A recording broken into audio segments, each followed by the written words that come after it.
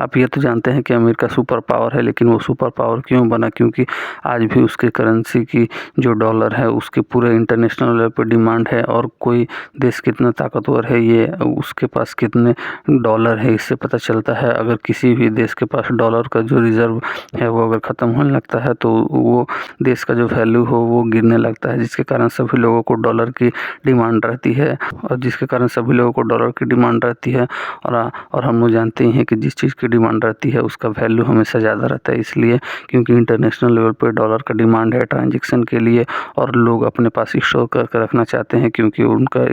देश स्ट्रांग बना रहे, जिसके कारण लोग ऐसा करते हैं। और इंडिया भी यही अब करने की कोशिश कर रहा है, क्योंकि इंडिया भी अब जितने भी ट्रांजेक्शन कर रहा है उसमें ज़्यादातर कोशिश कर रहा है कि जो भी ट्रांजेक्शन हो वो इंडियन करेंसी यानी कि रुपीज़ में हो।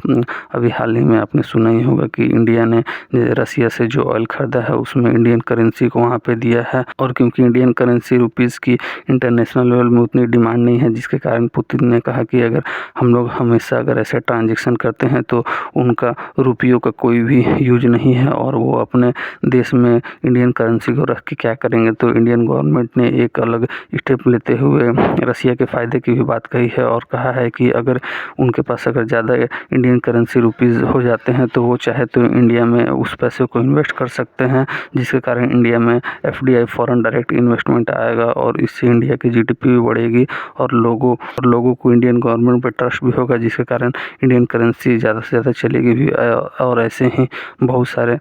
देशों के साथ इंडिया ने ऐसे बात करने के लिए डील की है। अगर ऐसा इंटरनेशनल लेवल पे कुछ देश ऐसा इंडिया के साथ अगर करने लगते हैं तो इससे इंडिया को आने वाले दिनों में काफ़ी फ़ायदा होगा। और हो सकता है US करेंसी डॉलर और चाइना की युआन और ये सारी जो करेंसियां हैं उसके बीच में एक अल्टरनेटिव के रूप में इंडिया की भी रुपीज़ आ सकती है, जिसके कारण जो अभी इंडिया की जो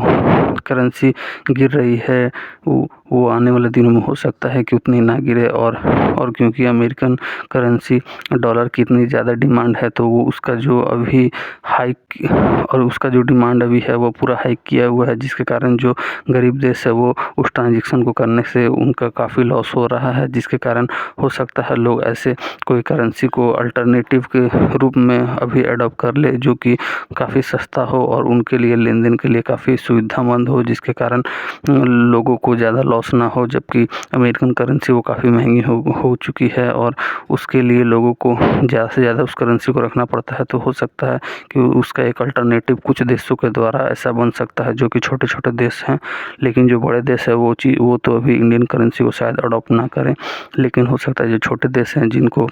उतने बड़े लेवल पे कुछ चीज़ ट्रांजेक्शन नहीं करनी है तो हो सकता है वो इंडियन करेंसी को करे। और जो उनके पास अगर इंडियन करेंसी को इंटरनेशनल लेवल पे अगर इन्वेस्ट नहीं करे तो हो सकता है भारत सरकार बहुत कुछ डिस्काउंट दे उन लोगों को लिए उन देशों के लिए, ताकि वो इंडिया में FDI फॉरेन डायरेक्ट इन्वेस्टमेंट के थ्रू इंडिया में इन्वेस्ट करे और उनको कुछ % वो इंटरेस्ट के रूप में दे, ताकि इंडिया की जो अर्थव्यवस्था है वो सुधरे। और अगर इंडिया में पैसा आएगा तो इंडिया की GDP बढ़ेगी और लोगों को काम भी मिलेगा और जिससे ओवरऑल इंडिया के लोगों को फ़ायदा होगा।